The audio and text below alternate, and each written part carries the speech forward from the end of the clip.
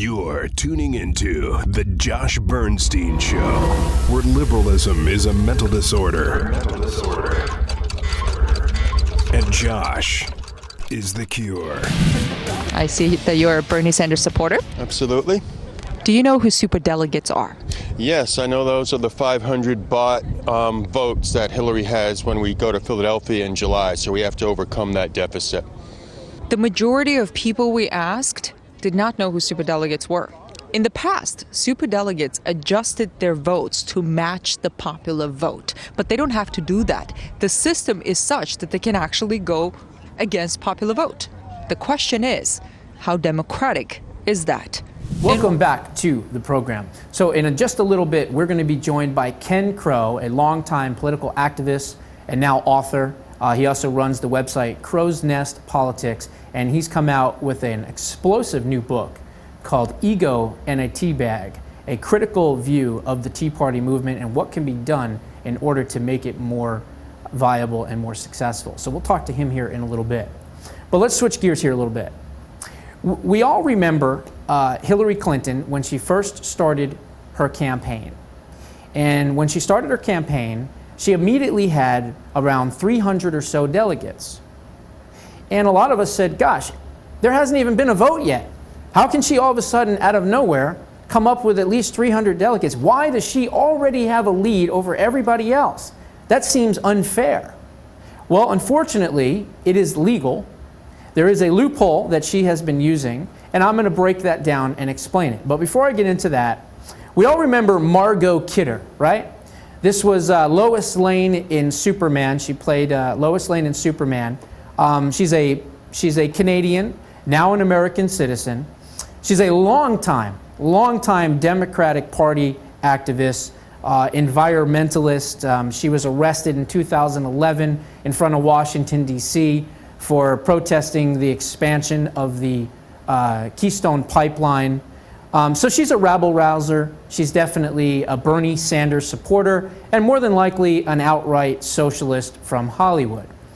Well, she has recently wrote an article, and the article is entitled, How Hillary Clinton Bought Off 33 State Democratic Parties.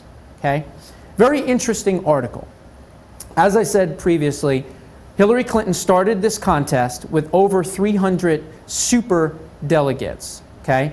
Now, the question is, how did she get those 300 delegates? There wasn't a lot of talk about it. There wasn't a lot of interest really in just finding out how it happened. But Margot Kidder, who again is a hardcore Bernie Sanders supporter, has decided to enlighten everybody on exactly how that happened.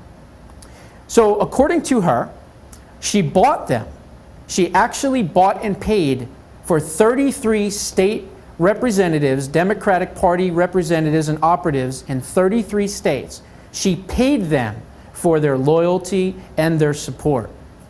That is why the Sanders campaign, even though they're winning a majority of these last couple of states, including winning last night in Wisconsin, there's a reason why he only has, I think, 30 or 31 superdelegates, and she has like 400 or 500 or whatever it is, the big number.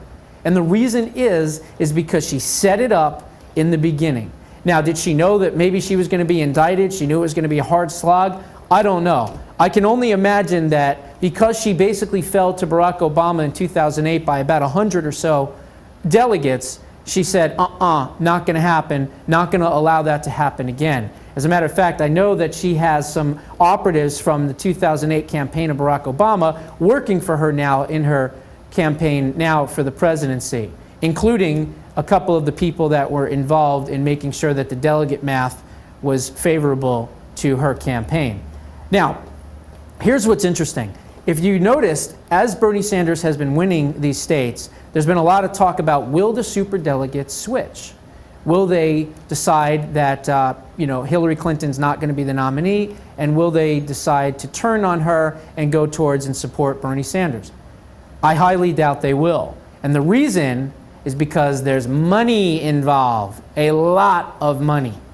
So in August of 2015 at the Democratic National Convention Committee meeting, 33 state parties leaders made the deal with the Clinton campaign by entering into a joint fundraising entity called the Hilary Victory Fund.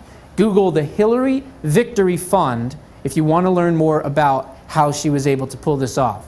So what they did, the idea was to increase as much as possible the personal amount that you could then give to this new entity known as the Hilary Victory Fund. And what they did is they used a loophole in the 2014 Supreme Court ruling McCutcheon versus the FEC. Now what that did is it knocked down the aggregate limits as to how much a donor could give to a federal campaign in 1 year. So when Hillary Clinton runs around and says, I'm against Citizens United, there's too much money in politics, it's a horrible decision, she's lying. Her lips are moving and she's lying.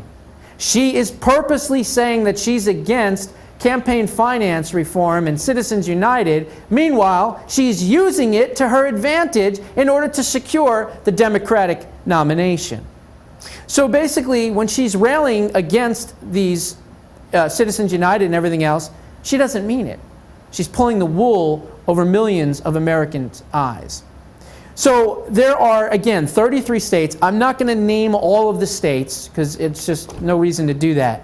But the total amount to the Hillary Clinton campaign from these 33 Democratic state officials and these states in general is $4,440,000.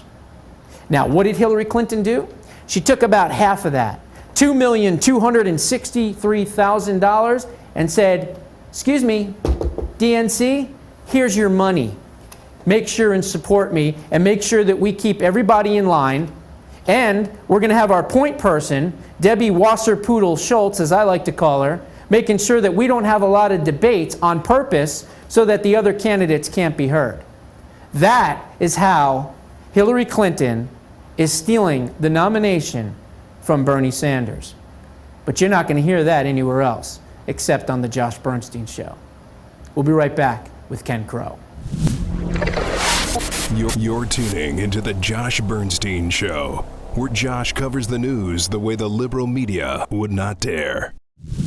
Hey, Josh Bernstein here. If you like that segment, please tune in to the full show at starworldwidenetworks.com. Again, starworldwidenetworks.com. Look for the Josh Bernstein Show, or you can also find me on YouTube. I appreciate you guys watching.